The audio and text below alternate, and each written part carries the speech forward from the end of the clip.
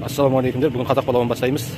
Мынау бізге бірінші келі жылқының еті, 5 келі жылқының еті, 200 грамм чеснок, 3 келі жуа, 1 келі мейіз, сары мейіз, тұз, 10 келі сары сәбіз, 20 келі күріш, 10 келі қызыл сәбіз, және 8 литр семечка май. 20 литр жылқының сорпасы. 75 келі жылқының еті бар. Бірінші осындай етті әуелі асып аламыз, суға пісіріп. Сосын бар осы етті палаудың бетіне саламыз. Бұл біздің қазақ палауы деген. Мына қазан ішіне тұз салған себебіміз түбіне палауымыз жабыспау үшін өсті бір 200 тұз салып жібереміз. 8 литр семечка май. Әбден осы қазір майды қыздырып аламыз тұзбен бірге. Жуаны өстіп қып-қызыл қуырып аламыз тұзбен қосып. Еті қып-қызыл қуырып аламыз. Осыдан жуа саламыз енді. Жуамызды осылай сарғайтыңқырап қуырып аламыз. Енді қазір осының үстіне қызыл сәбізіміздің 5 келі қызыл сәбіз салып қуырып аламыз. Қалған жартысын кейінірек саламыз. Мына біздің күрішті 3 рет жуып ала, 2 рет жуып алып, үшіншісінде осы ыстық суға тұз салып, жарты сағатқа қойып қоямыз. Күрішіміз әдемілеп болуы үшін.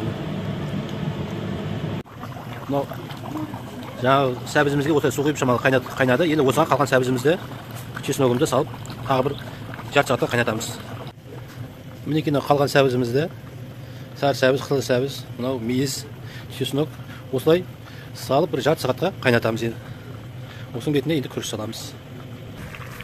Мынау біздің қазақ палауымыз. Енді 20 келі күрішімізді осы бетіне саламыз.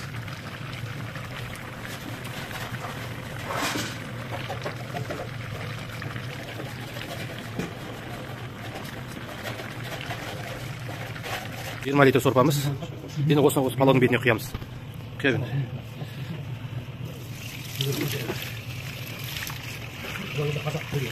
Қазының, жылқының, еттің сорпасы. Жарты сағат қайнағаннан осы бір араластырып аламыз.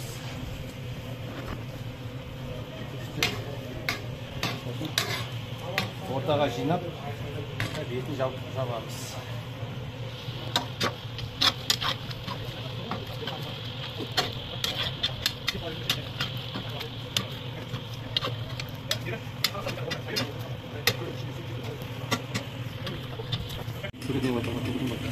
Мына біздің 20 келі күрішіміз, қазақ палауы.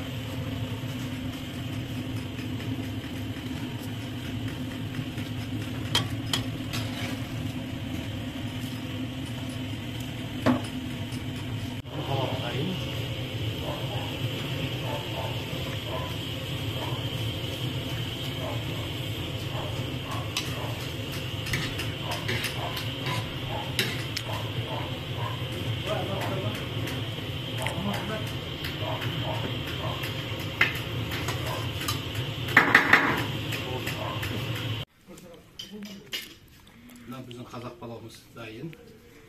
Қазақ палауды өйстіп тартамыз.